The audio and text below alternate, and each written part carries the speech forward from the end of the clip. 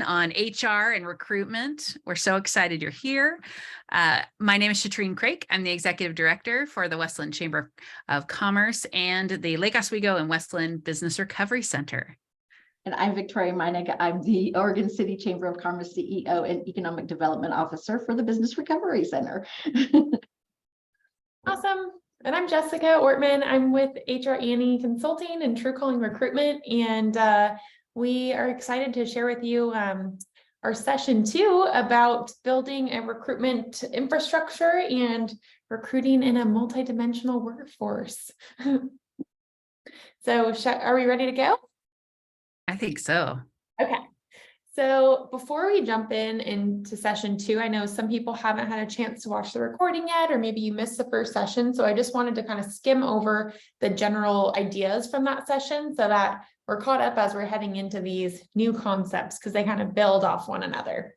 So session 1 was recruiting in a multidimensional workforce.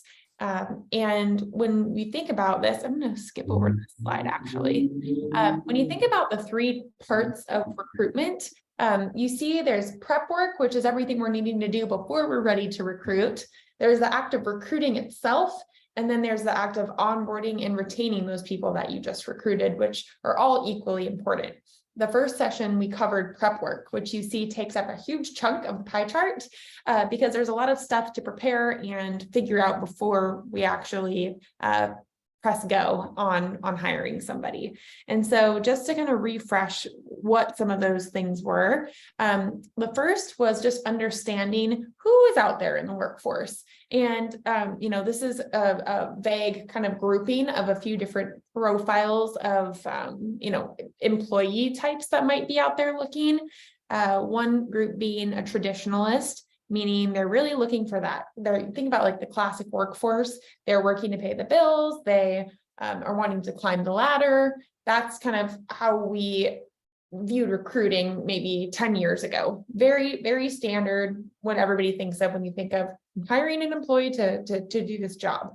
Over time, we've had people that have developed, different profiles, I guess, when it comes to what they're looking for in their work. So we also have the idealists, who are very focused on values, meaning, and purpose of their work. They're really focused on wanting growth and development. And so with those groupings of people, of course, what they're looking for when they're going out on the job boards and looking for a new position is probably different than what the traditionalist is looking for. So when we're going out as a company and recruiting, it's important to know, what do each of those people need? What's important to them? What matters to them? Because we need to prepare ourselves to be able to speak to them. We have the autonomous as well, who there's a lot of people that have emerged into more of this DIY world, especially post-pandemic, with Uber driving, gig work, coach jobs, people doing contract or consulting work independently, or even people selling products online on Instagram. There's a grouping of people that have left the workforce or traditional workforce in order to do these things where they have more control over their schedule. And then there's people that have come out of retirement, that went into retirement during the pandemic, that are really only looking to return if work has more of a favorable condition than when they left. It's really more so for the fact that they enjoy doing the work versus it being something that's actually necessary for them. It's more of a hobby. And so we were talking about these different kind of segments and saying, well, what do all these people want? What matters to them? And we have this big list that we compiled of they're wanting pay, benefits, consistent hours, title growth, and achievement. We're thinking of that like the traditionalists are really looking for those things. There's also knowledge growth, belonging in a company, making meaningful connections, work-life balance, community. That's really what those idealists are looking for. We also have remote work, autonomous schedules, flexibility, independence, hybrid work. That's really those autonomous. They really want that flexibility. That's what speaks to them the most. And then when we're thinking of people coming out of retirement that are wanting to do it just because they enjoy it, they're really needing some sort of purpose attached to it, values-based work. They wanted to feel included and have healthy expectations of, I'm coming back here because it's good conditions. I can have my work-life balance. I can have my schedule. And you'll of course see crossover between those groups of people and what they want. But when you look at this list, when I'm talking with candidates and going through phone interviews, a lot of them really want these things. Not everybody wants everything, but people have, their top 2 or 3 things that really matter to them in their search, or that is causing pain points in their current role that they're looking to fix in their new role. And not all employers can offer all of the things, but it's important to know what areas can you have a strength in? What are your top 2 or 3? And how do we play on that and make sure that we're capitalizing it through our job ad, through our interviews with candidates, and we're, explaining all of that. So if you have great benefits, for example, it's not enough to just know in your head that you have great benefits. How are we advertising it? How are we explaining it to people? We really have to own these strengths in order to make sure that our offerings are aligning with groups of people. Because if we don't know what we have, they don't know what we have, and then we don't have a match. So that was most of last session.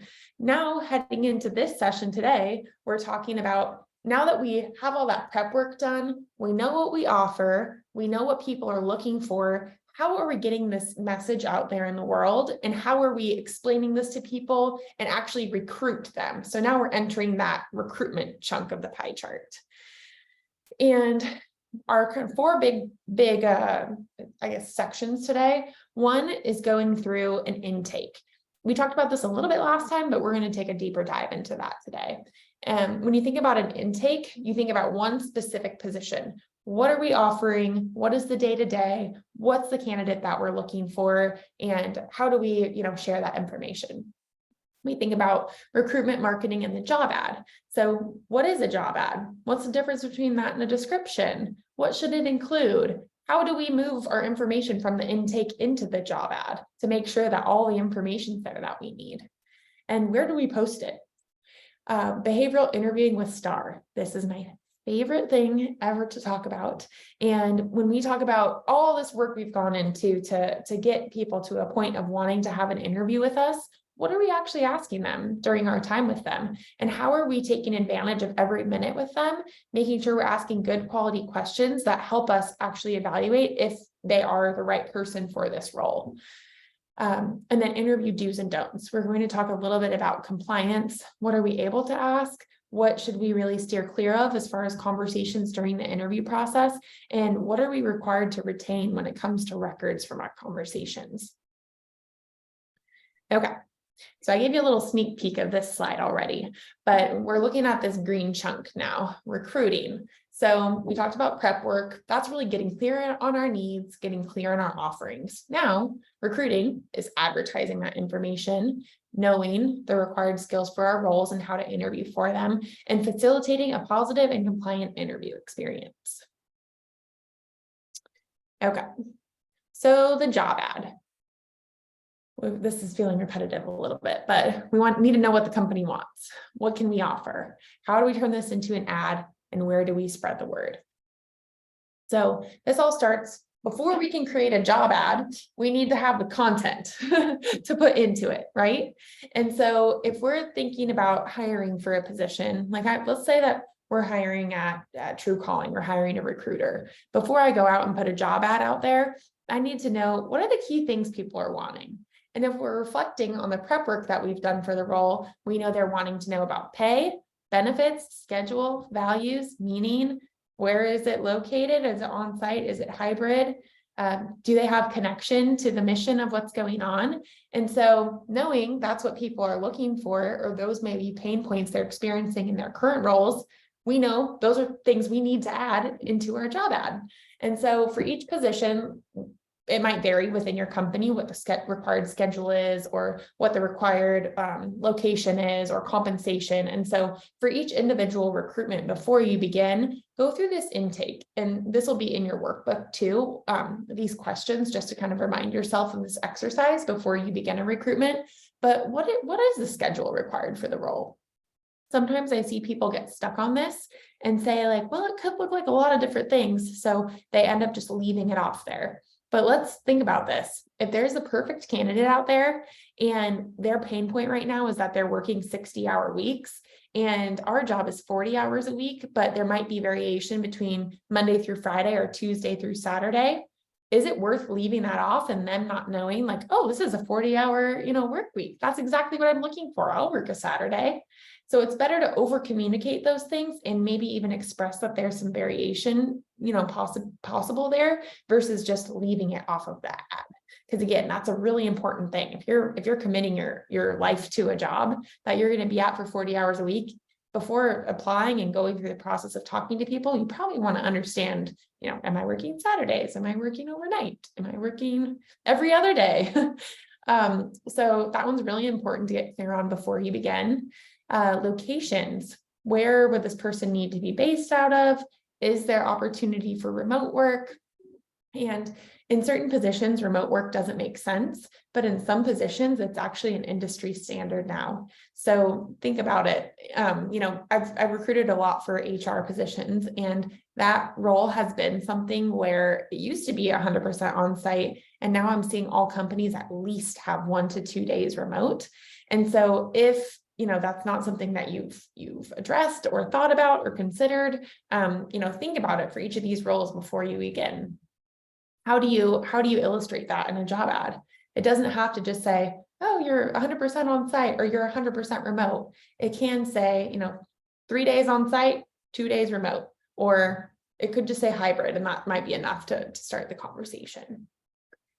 Exemption status. Is this position hourly, non-exempt, or is it salaried and exempt from overtime? This is really important to review before you post your job and before you hire somebody, because there's a lot of compliance wrapped up in here if somebody is due to receive overtime. So we need to make sure that they're classified right. And that's not the full focus today, but if this is something that you've never done before, please jot down FLSA and look up an FLSA checklist. And when you have your job ad or job description, you can go through this checklist and it will tell you whether your position should be hourly or salaried. That's a huge, huge compliance area. And then compensation range. How are we illustrating that in our job ad? And in some states, it's actually required to post the pay range, Washington being one of them. For Oregon, it's still a best practice, but when you do post it, it's okay to be creative with how you're expressing it, because some positions it's not super direct. It's not just $19 an hour. Maybe it's a range between 19 and 24. And I see people sometimes get hesitant to post a range because they say, what if everybody wants 24? It's good for you to know who would get 24. What are your requirements for somebody that gets paid 24 versus 22 versus 19? And that's, again, a whole other conversation about compensation, which our consulting channel can help out with. And it'll be a conversation in one of these next series with them. But when you post a full range and then you go through the process of talking with a candidate, it's okay if everybody says, oh, I saw you go up to 24. I would really love that. We can say, we want to make sure that is our range, but we want to make sure we're in alignment with internal equity. And so based on your experience, I think we probably would be somewhere closer to 21. Is that something you'd still be willing to entertain? And we can just be honest with those conversations. It takes some practice getting used to it, but I promise you, if you get to a point where you feel good about your compensation structure and you're able to have these compensation conversations more openly during your recruitment process, you will get a better group of candidates that are more aligned with what you're looking for. Benefits offered. Do you have that listed in your job ad? That's another form of compensation. Maybe you have medical, dental, vision benefits. That's great to post it. Do you pay your premiums? If you pay 100% of your employees' premiums, make sure that's in there. That's a huge selling point. Because remember, that's sometimes people's driving force when they're leaving one company and looking to move to another. They might be in a position where they say, I don't get offered benefits right now, and that actually matters to me more than my base pay. Same thing in benefits. Think about the medical, dental, vision. Do you offer PTO? Do you offer paid holidays? Do you have an employee assistance program? Is there parking stipends? Do you have any sort of flexible work schedule? Like, what are all the awesome things that your company does? Pre-employment screening requirements. Do you require background checks, drug screens, DMV checks? People want to know, what will be required of them later down the line. So it's good to include and know that heading into it, so that you don't get to the very end of a process with a candidate and then they find out you do a drug screen and then all of the hours, don't make sense.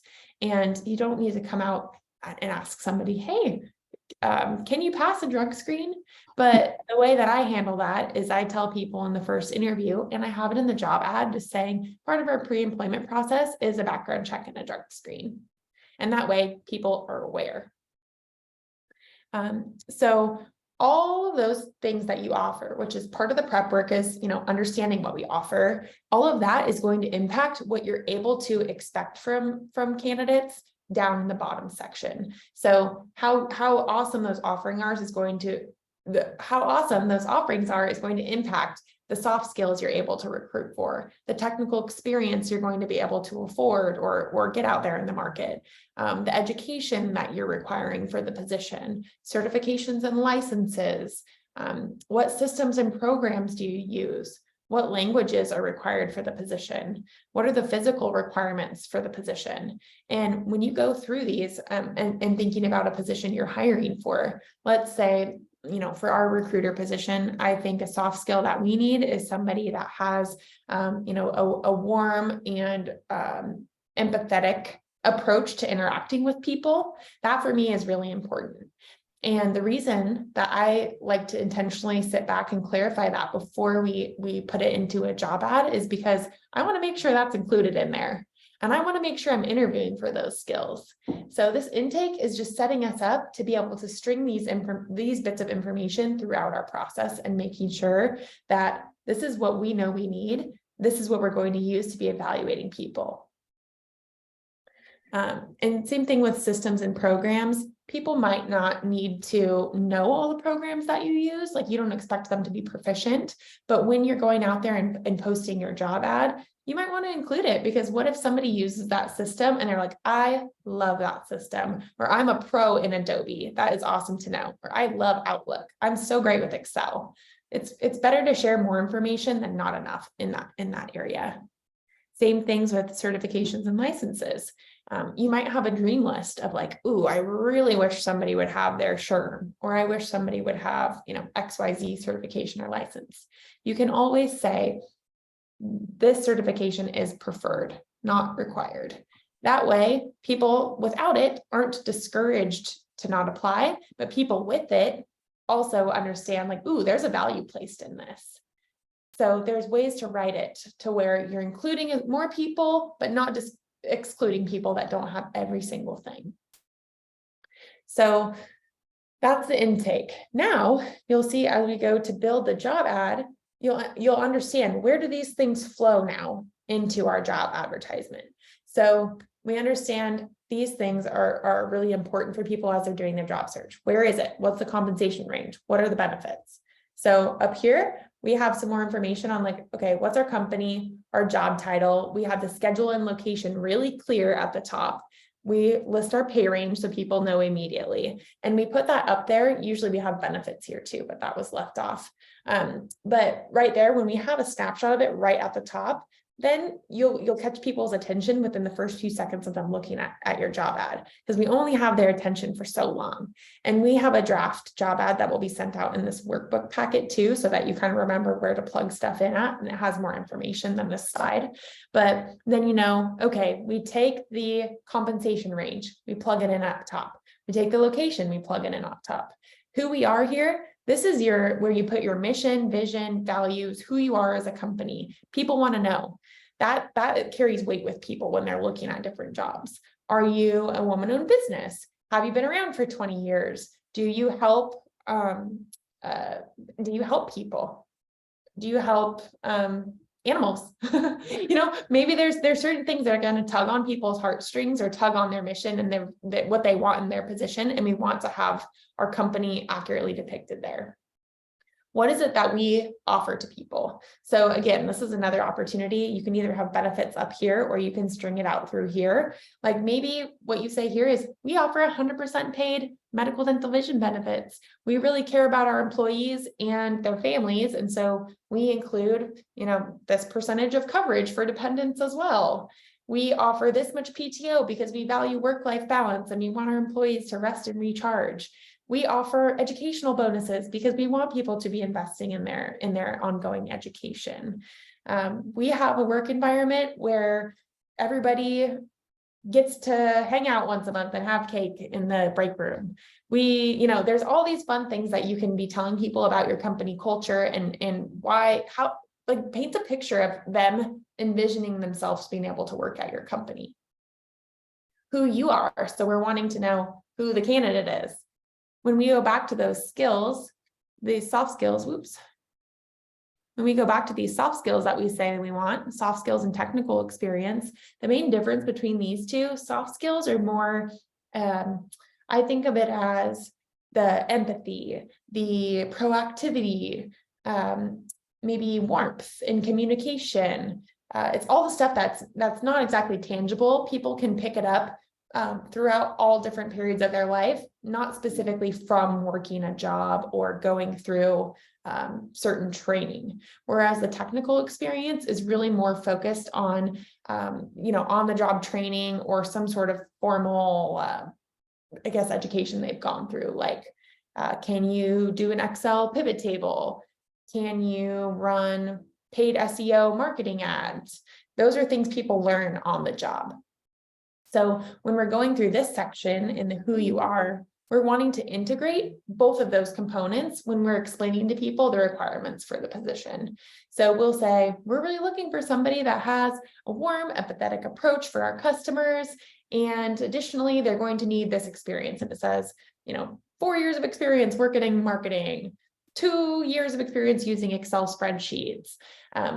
Or you can always flip that too. If the years of experience is not as important to you, you can say like proficiency in Excel, proficiency in Microsoft Word, proficiency in paid search ads. And I actually prefer ads to be written that way too, because sometimes the years of experience, depending on if somebody has 4 to 6 years, really might not be much difference in their skill set, or it might be reverse. Someone else's 4 years, they may have packed a ton more of learning and initiative and focus in these skill areas versus somebody that's done it for 6 years and maybe didn't try as hard. So the years of experience sometimes is less important than if somebody is proficient in those areas.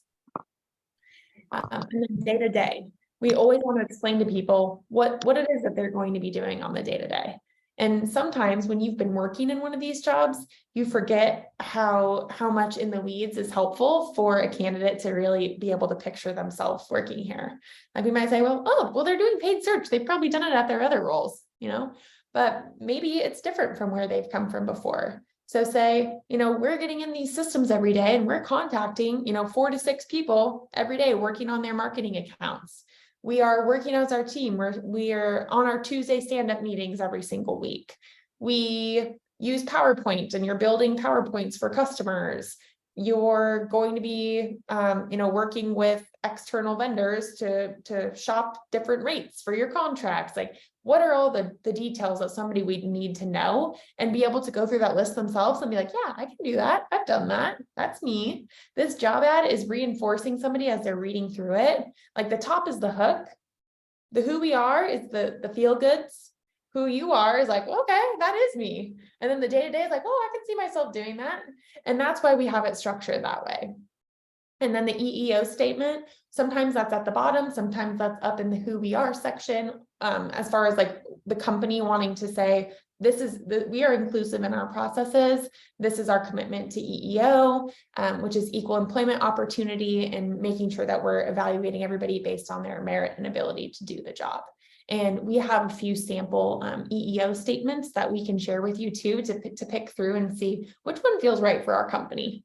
Because there are some that are kind of boilerplate, but it's also really awesome for a company to take a little bit of thought to say, what is our process and how are we an equal employment opportunity employer. What are the steps that we take? How do we want people to feel when they come to work? And sometimes having it more custom also gives people an insight, especially if you think about those people that are looking for, where is it here? If we think about idealists and people in general that are wanting that company culture and the feel goods, it's really awesome for them to see that you've taken some thought and saying, this is how I want my employees to feel at work. So you can spice it up more beyond just the compliance piece. All right. And then other things to include in your job ads. Sometimes there's different statements that you need to add there, depending on, like, some companies only hire remotely, and there's workforce posters that are posted in offices where candidates used to always be coming into the offices and have an opportunity to see those workforce posters. But now that everything is remote, people are starting to add links to the required workforce posters on their job ads. So if you have any questions about that, we can help line you out with which ones you need to include at the bottom. Sometimes people have other timelines that they have listed on the bottom saying we're hoping to hire within the next 2 weeks, or this is kind of our plan or our next step from here. So those are some other things to consider in your job ad. There's not a right formula, but this will give you all the things that the candidates need. So when we think about our beautifully crafted, intentional, thoughtful job ad versus a job description, I want to just talk about the difference between that for a moment. So a job description is not the same as a job ad. A job description goes through, the FLSA. It also goes through what is the day-to-day. It has a lot of similar components that a job ad has, but a job description is more for internal records. If you think about a candidate that maybe they are injured at work, or maybe they have an injury and they are needing to see, like, can I physically perform the functions of this role? Rather than an HR person and the candidate trying to figure that out with one another, there is a job description, which normally ends up getting sent off to a doctor with some accommodation documents, where the doctor, who's in charge of this patient's physical condition, is able to evaluate, can they perform the functions of this role? So that's one use of a job description. The doctor doesn't need to know what is the pay and we have this awesome culture and our values and all of that stuff. They just need to know, what is this person doing in their day-to-day? And same thing for if there was ever performance management conversations down the line, you're usually referencing your job description on what are the duties, what are the requirements, and we're having our conversations based off of that document.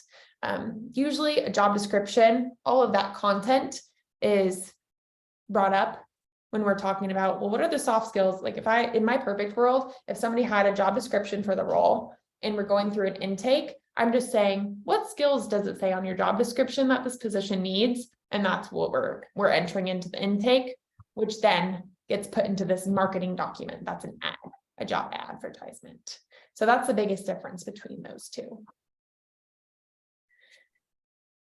And when we think about now having this beautiful job advertisement, we're thinking about, where do we post it? And that's a trick question because the times have changed, and it's kind of fun to look back on some similarities here in industries. So let's think, if you wanted, Shatrine. Yes, I was just going to say, Amy asked a quick question. She asked, is the job description provided to the candidate during the recruitment process?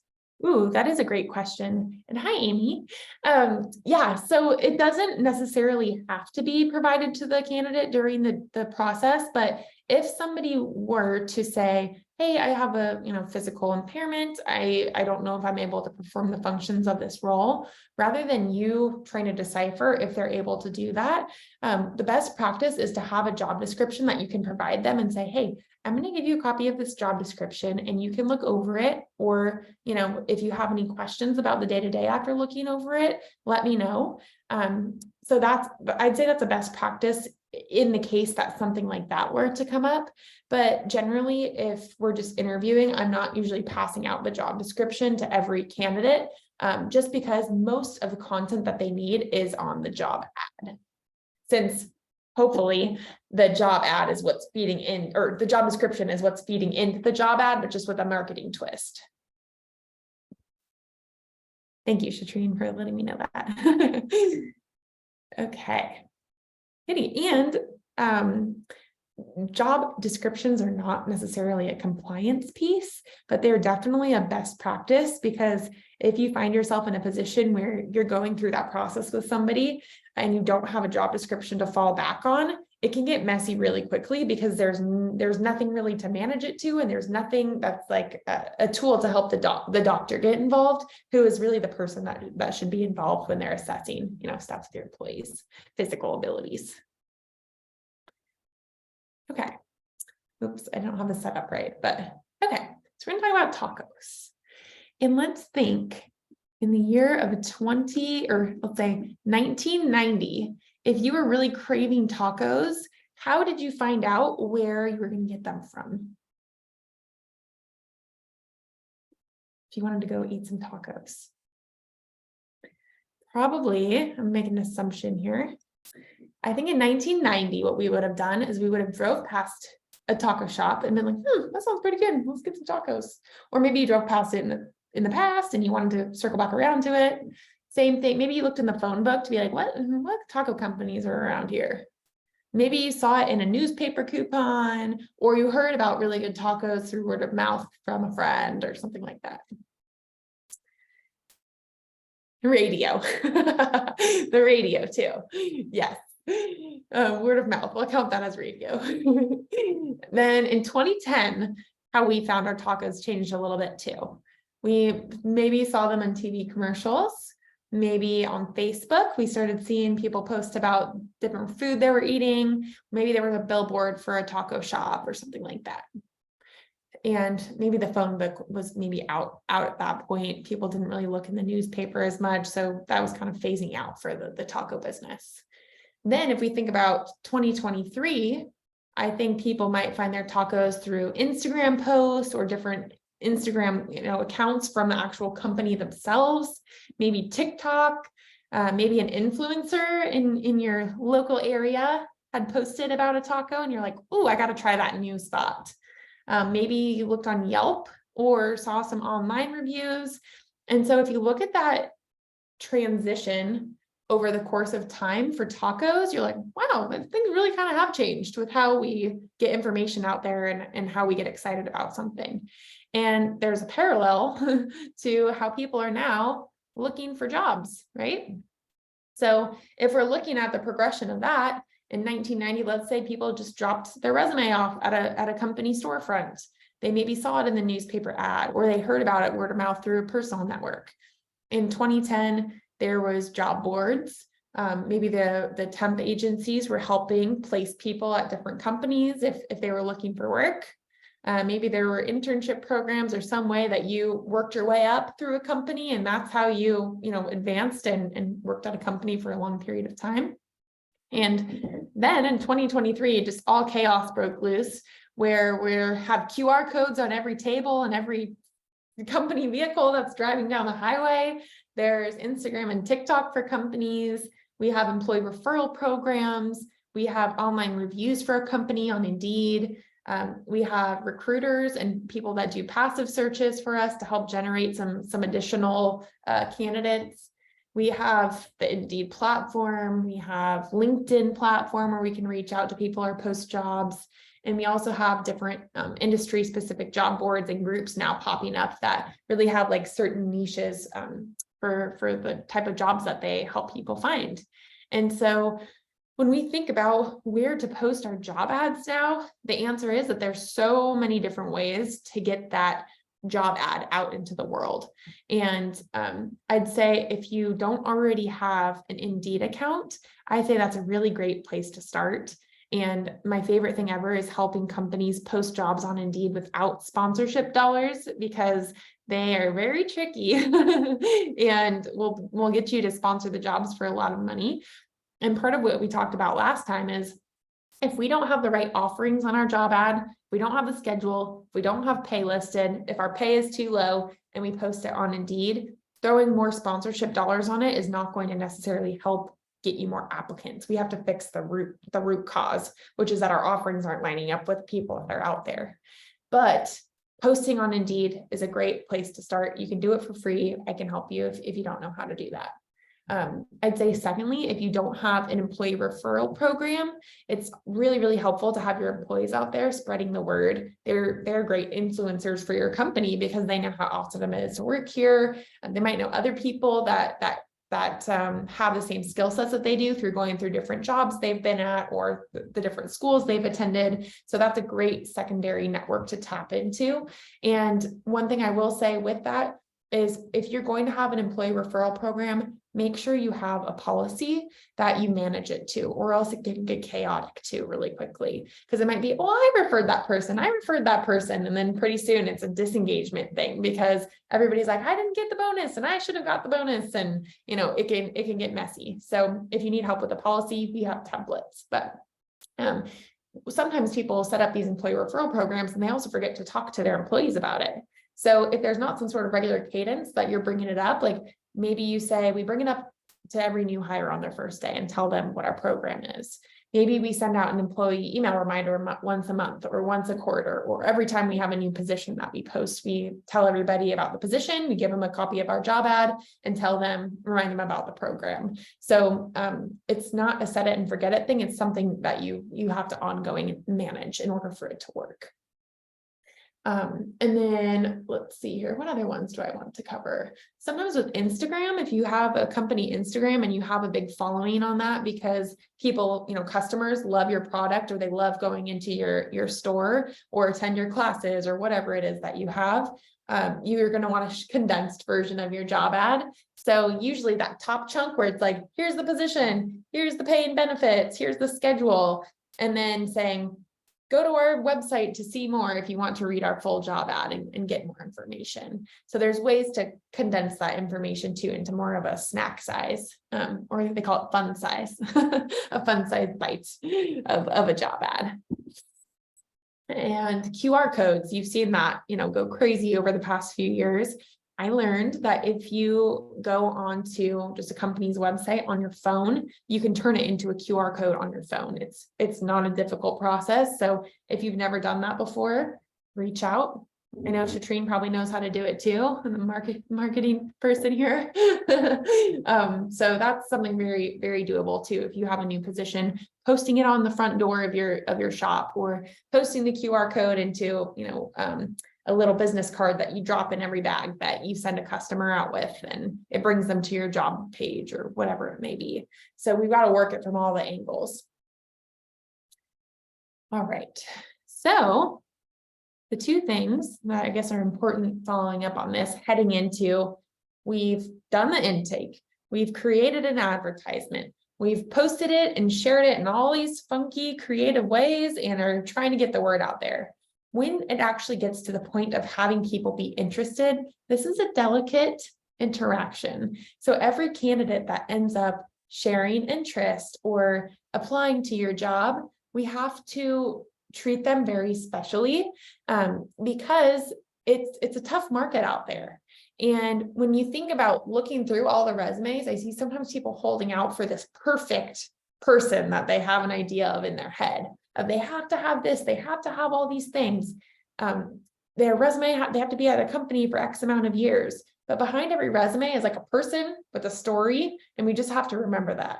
And through the pandemic, I've seen resumes out there where people have job hopped like crazy. And I can see people saying, well, they can't hold a job down. And then I talked to the candidate, they went through a layoff. They put themselves back out there and went back into the market during COVID because they needed to work and they needed to, provide for their family. They went through another layoff. Maybe that happened 3 or 4 times, but they're the kind of person that kept putting themselves back out there and kept going for it. And I think that's an admirable quality. And so before writing off somebody just because of an assumption on a resume, just take one moment and say, is there any other reason why this could have happened. And maybe I will give them the benefit of the doubt to have a conversation to give them an opportunity to bring some of that to light. And it doesn't mean you have to talk to every single person, but just don't be holding out for the perfect resume, because I've seen the flip side where somebody has the perfect resume and maybe it wasn't all true. Maybe you have a conversation with them and they're missing a lot of the skills that you need as far as like the soft skills. And so maybe it's not the perfect candidate for you. So just have that in the back of your mind as you're evaluating and looking at that piece of paper, because it's one tool in your tool belt. And when you are going through the process of hiring somebody, there's always a little bit of risk of like, is this going to work out and is this not? And the perfect resume or the perfect interview questions are never going to get you to 100% certainty of like, this is the perfect hire. But the more that you tweak and hone into your process, you're closing that gap of the variability that it might not work out, right? So the better the interview questions are, the more intentional we are with the questions we ask, we are making our chance of having it be the right hire be greater. But we need to remember there's multiple tools in our tool belt that we need to lean on as we're making these decisions. So that's why we're going to be talking about how do we handle candidates now when they're coming to us. So we're going to just pull back this handy dandy timeline because this process has changed as well. So 1990, if we think about how we scheduled interviews, again, probably in person, they came in, we had a meeting with them. People used landlines to give a call and say, hey, I'm interested in this job. In 2010, we probably started using some email, and cell phones were popping up, and we're using cell phones to call and schedule interviews. And now in 2023, I'm seeing text kind of take the lead for the way that a lot of people like to communicate. So if that's not something you've visited in your interview process yet, or how you're contacting people, if it varies depending on what position you're hiring for and what industry you're in, where I've seen the success work, but I've seen it work a lot for entry-level roles.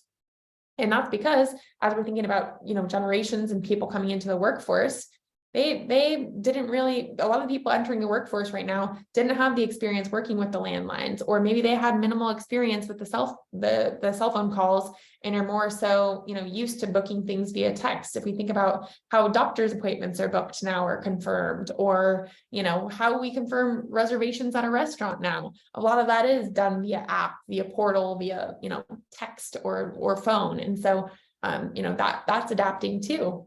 But there's also a lot of people in the workforce that did have experience scheduling stuff via landlines, in person, or email. And so there are a group of people that probably are looking more so out for the email or the calls or the voicemails that you're leaving with them. And so in order to capture that entire audience and get your best chance at somebody responding or seeing that you've contacted them, trying all three is what I recommend. So the way I always start out by contacting people, if I see somebody apply, I first give them a phone call saying, hey, it's Jessica, I'm calling you about this position that you applied for. Feel free to give me a call back. I'd love to schedule an interview with you, but I'll follow up with you via email and text in case it's easier for you to coordinate that way. Once I hang up, I send an email saying, hey, it's Jessica, I left you a voicemail. Just wanted to follow up about scheduling an interview. Let me know, sometimes you'd be available. And then I usually copy and paste that message, and I might send a text for them depending on what position it is. And I know we have some tree care people in here, and that's an industry I've used this in, where they're not usually by their computers all the time. They're not always checking their email. And so sometimes a text will be a lot more effective in getting a response from them. And sometimes even with email, like let's say you're like, I don't really want to do the text or the phone call. I just send people emails. There's also been a ton more spam filters that have popped up. And so your messages might be landing in somebody's junk folder, and you might be thinking like, nobody ever gets back to me for interviews, these dang candidates. And it turns out that all your emails are just going to people's junk and you have no idea. So that's how I pressure test. If somebody's like, I'm having the hardest time, I'm like, are we trying all three of these methods? Because there might be something there that you don't know about. Then when we actually get the interview booked, after going through this process, we're talking about behavioral-based interview questions. Like, what do we ask? And behavioral-based interviews are really more so focused on what have people done? And so how would they behave in that scenario? How have they behaved in that scenario? So when I'm building out an interview template, let's think about the customer service question. You can ask the question, what is your philosophy on customer service? And somebody may say, you be friendly, really quick at getting back to people. They might say all these great things. And then we say, tell me about a time that you have provided great customer service. And they might be like, right? Theoretical versus like, how have you done this before? On the other hand, let's say that you ask people, tell me about a time you've provided great customer service. And maybe they have this awesome example of like, oh, well, one day we had a special going on where we had 15% off in our store. And I did not let one single person leave the store without knowing about the special. And a few people, it made their whole day. They were able to get their kid an extra toy. And it just made my day to see that they were able to stretch their dollar even further. And they referred other people to us since. For me, what I'm hearing from that is they go above and beyond. They are aware of the offerings of what's going on, and they actually have like some sort of care for their job beyond just being there to get paid. And I also see that, they have business acumen. If they're out there spreading the word and it is registering to them, like, it's awesome that they're referring their friends and their family, like, look at this, thing I'm doing. For me, that just shows this next level of thinking compared to somebody that might say, oh, well, I'm always friendly. And when somebody comes up, I listen to what they need and I give it to them. For me, I'm like, okay, that's not wrong, but not as awesome as this other person that has this awesome story to share with me. So that's why I like to frame my questions in this format. And you'll see a lot of times behavioral-based interview questions, it usually starts off with like, tell me about a time when you've done XYZ. And it usually is like, what did you do? What happened? Yeah, it's just all about scenarios, multitasking. Can you tell me about a time where you've had to juggle multiple competing priorities? What were they? How did you handle it? Maybe in one scenario, if you say, like, let's think about if you didn't ask a behavioral interview question, you might be saying like, how do you handle fast-paced things? Or how do you multitask? And guarantee you every time somebody's going to say, well, I'm a sticky note person and I just take all these sticky notes and I just stick them everywhere and I do all the things. Whereas if you say, tell me about a time you had to juggle multiple competing priorities, somebody's saying, well, maybe one person says, well, one time I had 10 emails I had to reply to at once. Can you believe it? And another person might say, well, everybody else called out at work. And so I was managing the inbound emails, I was answering the phones, and I was dealing with all of the guests. And then you might be like, oh my gosh, okay, how did you do that? And they're like, well, I dealt with the in-person guests first. I was putting people on hold on the phone, and then I would handle this. And that way you're really getting an insight into how do they operate. That's a lot more valuable for us. So then when it comes to the format that we ask these questions, my favorite tool in the world is something called the STAR method. It stands for situation, task, action, and result. And when you think about any movie that you've ever watched, and it's a good movie, you always want to know, how is the stage set? What is the deal? Like, I'm thinking Hunger Games right now. Like, we know Katniss. What is she doing? How is she in this spot, right? Task, what did she have to do? Action, what did she actually do? Result, what ended up happening? If we think about that movie, it had every chunk of it. If we had that movie and they never gave us the result and it was a cliffhanger, you're like, that wasted 2 hours of my life. Or let's say they didn't give you the situation and all of a sudden you just see Katniss like fighting in the Hunger Games. You're like, whoa, how did we get here, right? And so when we think about asking these behavioral-based interview questions, since they're stories, it's the same thing as a movie, right? Like, what is set the stage for me? What did you have to do? What was the action you took and how did it end up? And so as we're asking these questions, have like the best way to get the full picture is to just have a genuine interest and picture it as a story. Like, don't get too nervous about it being an interview. If you ask somebody, like, tell me about the best customer service experience that you've ever had, and they say like, oh, well, we had a coupon code and I just gave it out to as many people as possible. candidate might be really nervous, and that might be all that they can just get out to you because they're really nervous and they want the job. It's not because they're going to be bad at customer service. So their ability to answer that question is not directly related to how good they are going to be as an employee. So it's our job as the interviewer to pull more information out of them. So if in your head, your job is to say, okay, so you had a text code. What was the promotion that was going on? Oh, it's 15% off. Okay. Did your manager tell you needed to tell everybody, or like, how did you go about getting the word out? Was it like a long special? Yeah, it was just a 1-day special. Our manager told us to tell as many people as we possibly could. Okay, cool. So then at what point did you start telling people about the special? Was it like when they checked out or at the beginning? How did you go about spreading the word? Like, oh, nope, I actually made all these cute flyers. I made a little printout for their bag. I shared it with people. Through them explaining this whole story to us, not only is it painting a clearer picture of what they did, but we're getting insight to these other skills that they have. Like maybe they said, oh, I did this cool calligraphy. And you're like, whoa, well, actually, I need somebody to do our chalk signs out front. Is that something that you've done before? Like we're just getting more insight to who they are as a person, as an employee, and how their skills can lend to what we need. And as we ask more questions like this, that's where you see this bar of things working out. The variability starts shrinking because we're a lot more clear on their skills, what they have to offer and what they've done before, versus if we go through the process and say, oh, what's your favorite color? And oh yeah, I feel like they vibe with us and their culture, or they're a culture fit, that doesn't really give us a lot of foresight into how they're actually going to be as an employee. So, and when we think about being an equal employment opportunity employer, we need to focus on somebody's merit and ability to do the job. So when we're deciding these behavioral-based interview questions, you want to see something cool? Is that normally when we go through the intake and we ask about these soft skills, the soft skills and technical experience, those are usually what we want to build our interview templates based off of. So if you know the soft skills you need are customer service, ability to multitask, critical thinking, those are then the questions that we want to ask stories about and get an insight into what they've done with that in the past. That is going to say and help us set us up for success of, these are the skills I wanted. This is how I decided that in the intake.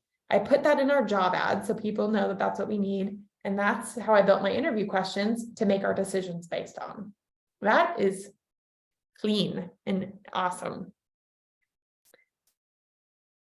So then we almost are done here, and I want to save 5 minutes for Q&A. So I'm going to rush through these last little chunks.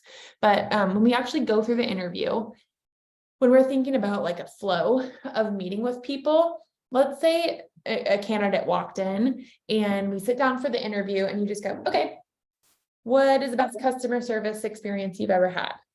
They might be like, I don't know. I can't think like that right now. So it's our job as the interviewer. We're going to get the best read on people if we can make sure they feel comfortable, and we want them to have a positive experience when they come in. So are we being hospitable, and are we showing, our customer service skills through how we're interacting with them? So when they're coming in, we're saying, it's so nice to meet you. This is who I am. This is how long I've worked here. This is what we do here. Let me just give you a little tour around. You're giving people some context. So when you go in and start asking them questions, they understand, okay, I know I'm talking to the manager, or I know I'm talking to the lead, or I know I'm talking to HR, or I know I'm talking to whoever. That's going to impact how they adjust their stories that they're telling you. And without context, it's really hard to get a grip on that. It also gives them a moment to settle in and kind of relax, gives them a moment.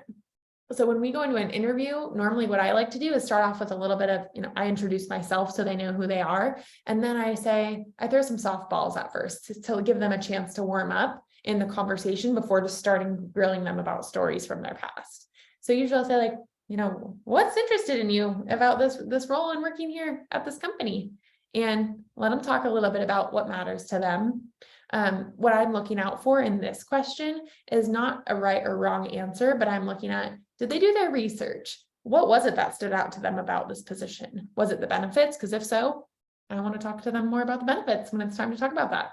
Is it the values and the mission? Cool. I love that. I'm going to spend more time talking to them about that because that's what's exciting to them. Right. So we're using this as an opportunity to gauge what are those motivators that they have, because it's probably one of those things on that list. And we've already prepared ourselves on how to speak about that and explain it in a way that is thorough and thoughtful, because we've done all of our prep work and we know what people are wanting. So usually it's one of those things.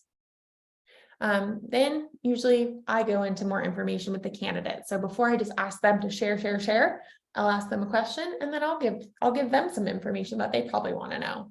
Like, this is how long we've been around. These are the size of our teams. These are our plans for growth. This is how long I've been here. This is my vision for this position and kind of what I'm expecting out of somebody. So then when we spend the next chunk of time going through their job history and asking them about their previous roles or their previous experience, they understand what's applicable. So if I've told them, like, my vision for this position is that we're growing 3x, we really want to have more of an online presence versus in person. When they're going through their job history, they understand, they want to see how I've grown things in the past, or they want to see what I've done with online presence in the past. So they're probably sharing more of that information versus if they had no context of what you're looking for. And then you see at the bottom there's those star questions that are a lot more behavioral based, where you're saying, okay, cool. Now I know what past jobs you've worked and what you've done in those roles. Now I'm going to talk a little bit more about a few story-based scenarios. Customer service to us is really important. So I'm curious about the best time or the best customer service experience you've ever provided to a customer. And then you're going through that story with a star. And always at the end, we're giving them an opportunity to ask us questions that we maybe haven't thought about covering. And that's a really good indicator for you. If you get to the end and they're like, oh, what are your company benefits? And you're like, oh no, I didn't spend any time talking about the benefits. It's a reminder for yourself of like, I need to incorporate that in my interview process, that at some point through this conversation, I make sure I'm hitting on those things. And this is an abbreviated version to fit on the screen, but normally after this first session, and I tell the candidate about the more information in here, I also have like, okay, just want to confirm with you, this is the schedule. When we say like vision for the position, this is the schedule that we're needing somebody to work. Does that work for you? This is the location. Does that work for you? This is our compensation range. Are we on the same page with something within that ballpark? We do have a pre-appointment screening process that includes a drug screen. I just want to make sure you're aware of that. Period. Right. So we're getting through all of that in our first interaction with them. Sometimes it's one screen, and sometimes there's, a need for 2 interviews where you want to make sure you're not covering the exact same information. It's more of something that flows between both. And that's something our team also helps with. If you don't know where to start with building an interview template, or if you have 3 rounds and you don't know, what to do, let us know, because we can help you with that. And then the do's and don'ts. So when you're going through the process of asking people about themselves, we want to focus again on their merit and ability to do the job, not about any other detail, truly, whether it's protected or not. We just want to know about their merit and ability to do the job.